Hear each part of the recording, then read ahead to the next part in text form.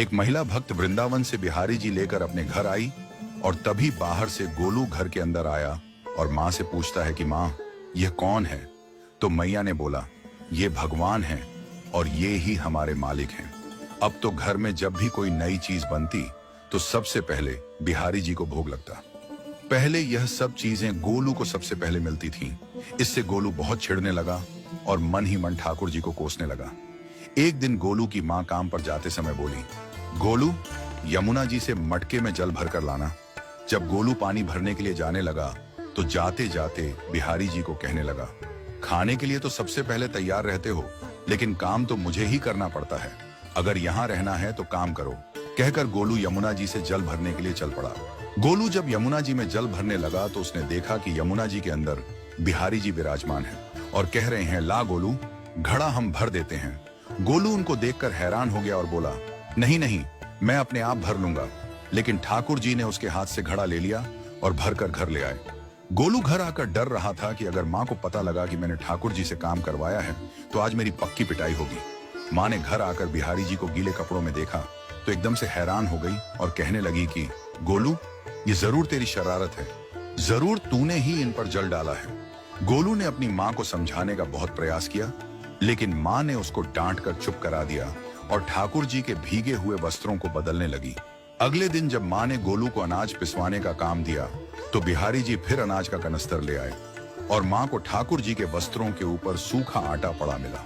तो माँ ने फिर गोलू को डांटा कि तुझे पता नहीं कि ये हमारे भगवान हैं और तू भगवान के साथ शरारत करता है। आज तूने फिर इनके ऊपर आटा फेंका है। तो गोलू शपथ लेकर कहने लगा, नहीं माँ, मैंने कोई शरारत नहीं करी है। ये तो मेरे हाथ से गेहूं का कनस्तर लेकर खुद पिसवा कर आए हैं। गोलू की माँ आज बहुत गुस्सा हुई। अगले दिन फिर माँ बोली, बेटा गोलू, आज तुम्हारे बाबा बाहर गांव से वापस लौट आएंगे। बस आज का ही काम है, तुम जंगल से थोड़ी लकड़ियां ले आना। गोलू फिर डर गया, कहीं ठाकुर जी फिर मेरे पीछे ना आ जाएं। गोलू ने माँ को बोला कि मैं चला तो जाऊंगा, लेकिन बिहारी जी को समझा लो, वो मेरे पीछे ना आई। उसकी माँ हंसकर बोली, हाँ हाँ समझा दूंगी, तुम जाओ तो सही।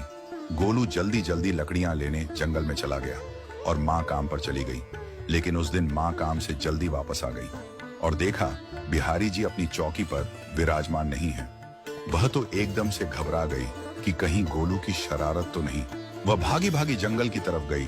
तभी उसने देखा कि गोलू के साथ एक इंसान लकड़ियों को लेकर घर आ रहा है। गोलू की माँ यह देखकर हैरान हो गई कि यह तो बिहारी जी हैं। ये क्या हमारे भगवान हमारा काम कर रहे हैं? इसका अर्थ गोलू ठीक कह रहा था। वह जल्दी जल्दी भागकर ठाकुर जी के पास गई और लकड़ियां उनके हाथ से लेते हुए उनके चरणों में गिरकर रोती हुई बोली, हे बिहारी जी, ये आप क्या कर रहे हो? मुंह गरीब का काम क्यों कर रहे हो? ठाकुर जी मुस्कुराते हुए बोले, हमें तो तेरे बेटे पर बहुत प्यार आता है। सब लोग हमें भगवान समझते हैं, लेकिन एक तेरा बेटा ही था जो हमको अपना मानता था।